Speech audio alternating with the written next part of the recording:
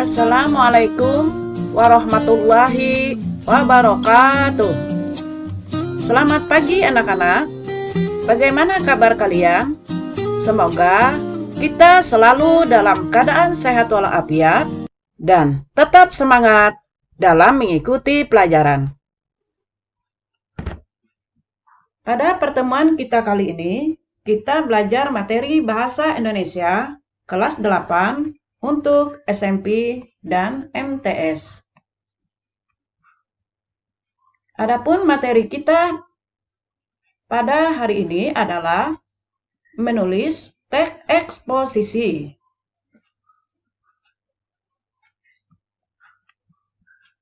Tentu kalian masih ingat dengan materi kita sebelumnya. Pada pelajaran yang lalu, kita membahas tentang menganalisis struktur dan kaidah kebahasaan dalam teks eksposisi. Nah, pada materi kita hari ini, Ibu akan menyampaikan tentang menulis teks eksposisi.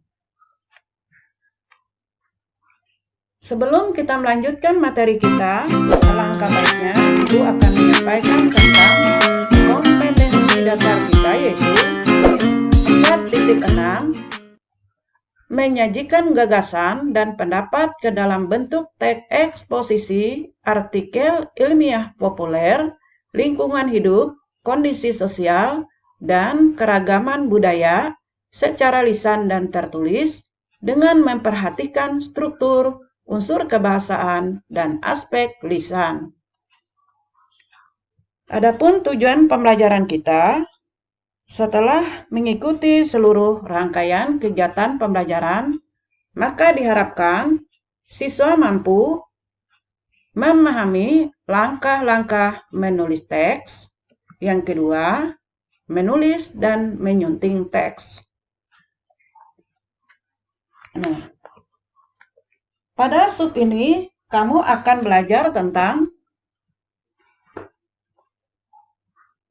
menulis teks eksposisi.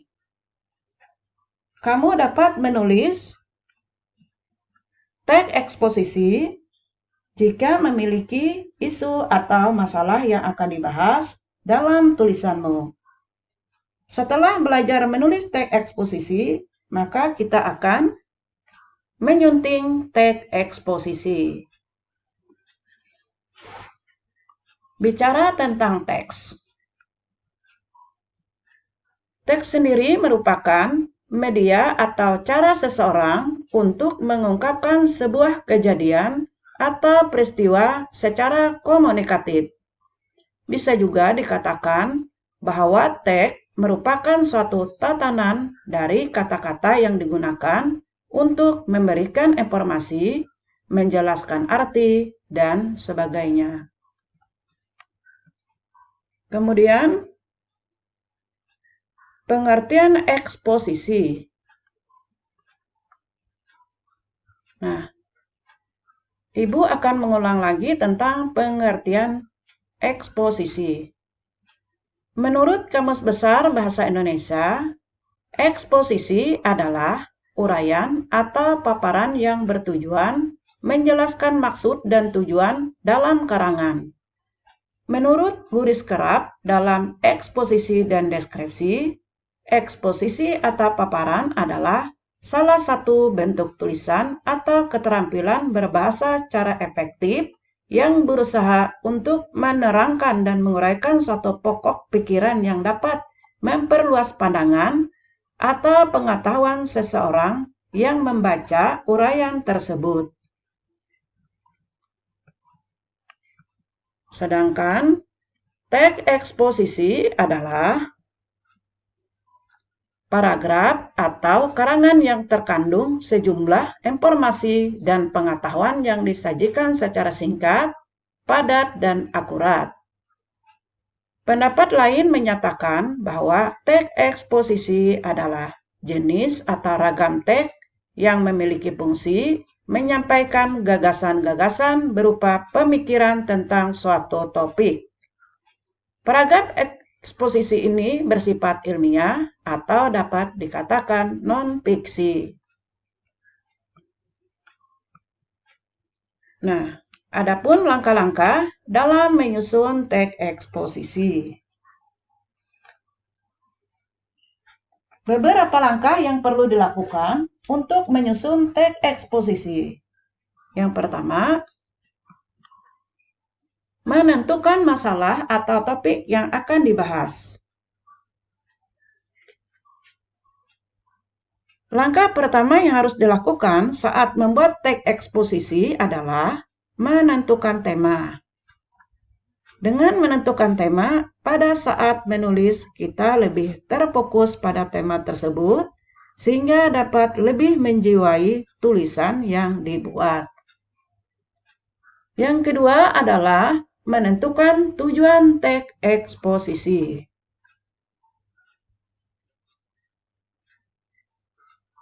Setelah menentukan topik yang akan dipaparkan, kita harus memiliki tujuan yang nantinya akan memberikan penjelasan dan pemahaman kepada pembaca. Kemudian, yang ketiga, mendaftar gagasan-gagasan pokok yang berkaitan dengan masalah.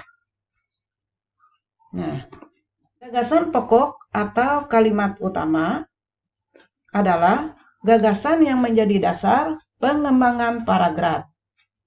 Gagasan utama biasanya terdapat pada kalimat utama atau kalimat topik. Suatu kalimat dikatakan sebagai kalimat topik apabila pernyataan yang terkandung di dalamnya merupakan rangkuman ataupun gagasan menyeluruh yang dapat mewakili pernyataan-pernyataan lain dalam paragraf itu. Nah, berdasarkan letak kalimat utamanya, paragraf dapat dibedakan menjadi 4 jenis. Yang pertama, ada paragraf deduktif, yaitu paragraf yang kalimat utamanya terletak di awal paragraf. Kemudian paragraf induktif, paragraf yang kalimat utamanya terletak di akhir paragraf.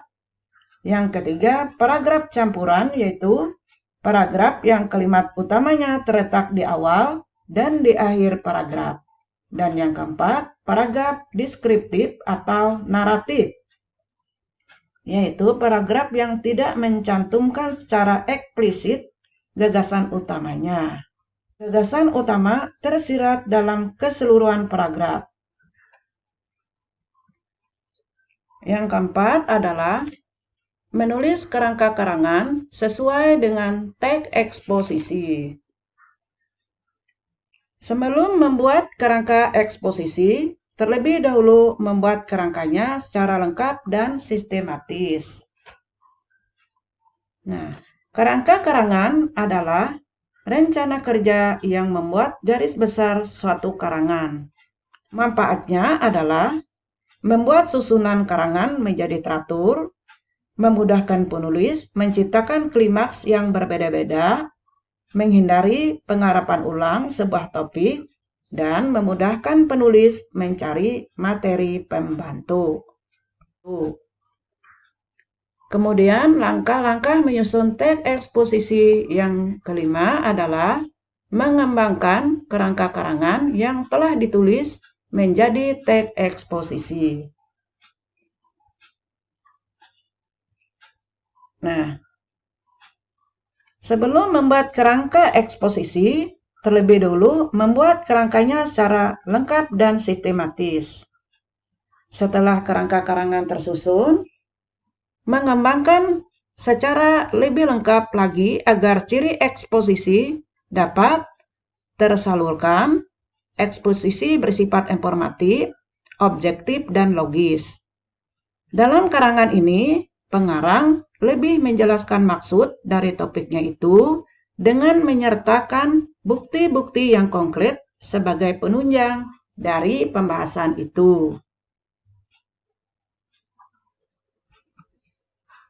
Nah, anak-anak, ini ada contoh. Kalian perhatikan. Masalah atau topik yang dibahas adalah Taman Wisata Hutan Mangrove. Gagasan pokoknya, Ini ada 3 gagasan pokok atau ide pokok. Yang pertama, hutan mangrove dikenal dengan sebutan hutan bakau.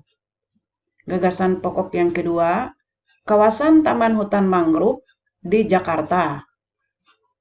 Kemudian yang ketiga, fungsi hutan mangrove bagi lingkungan pantai. Nah, jadi ada 3 gagasan pokoknya.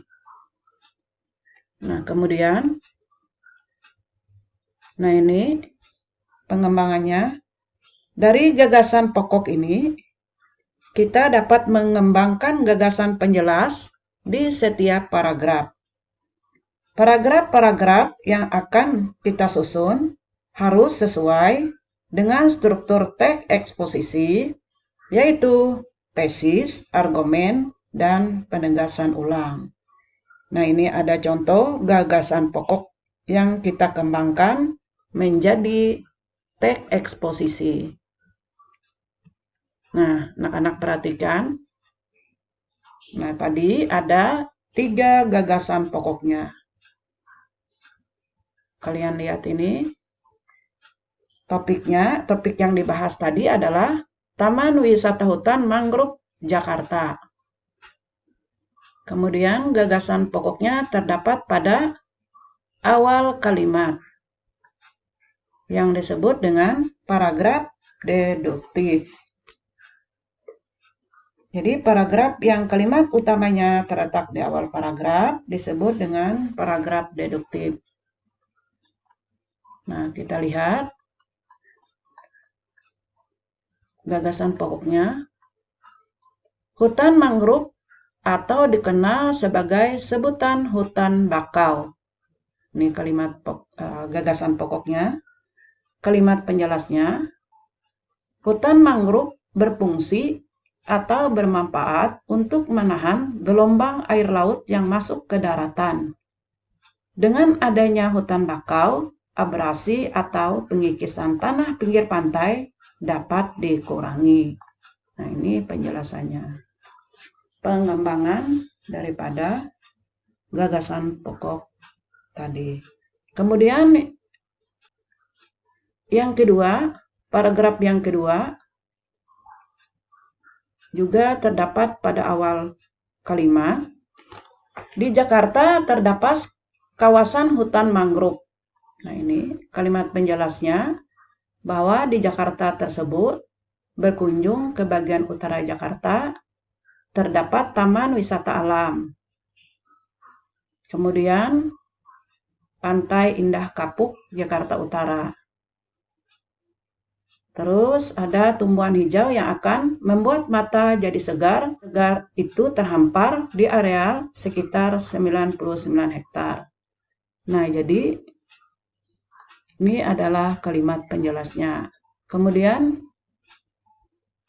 gagasan pokok yang ketiga yaitu fungsi hutan mangrove bagi lingkungan pantai. Nah, jadi fungsi hutan mangrove bagi lingkungan pantai sangat penting. Nah, ini kalimat penjelasnya.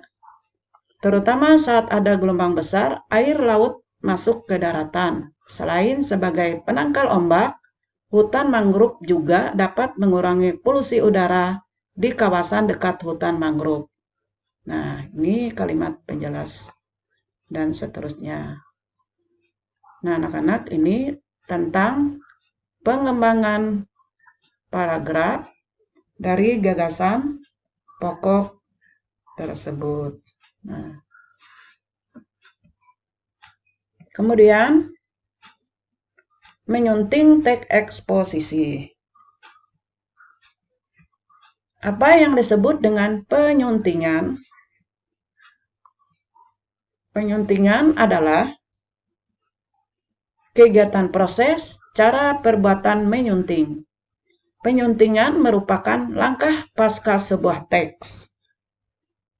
Langkah tersebut bertujuan untuk memperoleh tulisan yang baik. Kemudian kegiatan apa saja saat kita menyunting? Nah, kegiatan yang dilakukan saat kita menyunting adalah membaca, mencermati, menambah, atau mengurangi isi teks. Selain itu, memperbaiki kesalahan kebahasaan dan unsur-unsur yang kurang tepat dalam teks. Adapun aspek yang perlu disunting dalam teks eksposisi, pertama, berkaitan dengan aspek isi. Yang kedua, struktur. Dan yang ketiga, berkaitan dengan aspek kaidah bahasanya. Yang pertama, berkaitan dengan isi. Aspek isi ini berkaitan dengan isu, kelugasan argumen, dan kelengkapan fakta. Aspek isi berkaitan juga dengan keakuratan atau ketepatan penggunaan fakta di dalamnya. Kemudian, aspek struktur. Aspek struktur penyajian berkaitan dengan kelengkapan dan ketepatan susunan antar bagian teks. Jadi, kita perlu mencermati bagian-bagian teks seperti tesis, rangkaian argumen, dan penegasan ulang. Kemudian, aspek yang selanjutnya adalah aspek kebahasaan. Aspek kebahasaan berkaitan dengan ketepatan penggunaan kata sesuai dengan karakteristik teks eksposisi. Penyuntingan aspek kebahasaan difokuskan pada keefektifan kalimat-kalimatnya, penggunaan kata, dan penggunaan ejaan. Nah, ini adalah aspek kebahasaan. Nah, anak-anak, demikianlah tentang menulis teks eksposisi. Nah, sekarang ada soal. Ibu bacakan. Jelaskan langkah-langkah dalam menulis teks eksposisi. Kalian menjelaskan langkah-langkah dalam menulis teks eksposisi. Kemudian, kegiatan apa yang dapat dilakukan saat menyunting? Jadi, kegiatan apa saja yang dapat dilakukan saat menyunting? Nah, ini ada 2 soal. Selamat bekerja, semoga sukses selalu. Nah, anak-anak, demikian dulu yang dapat Ibu sampaikan. Salah hilap, mohon maaf. Terima kasih atas perhatiannya. Semoga bermanfaat. Ibu akhiri. Assalamualaikum warahmatullahi wabarakatuh.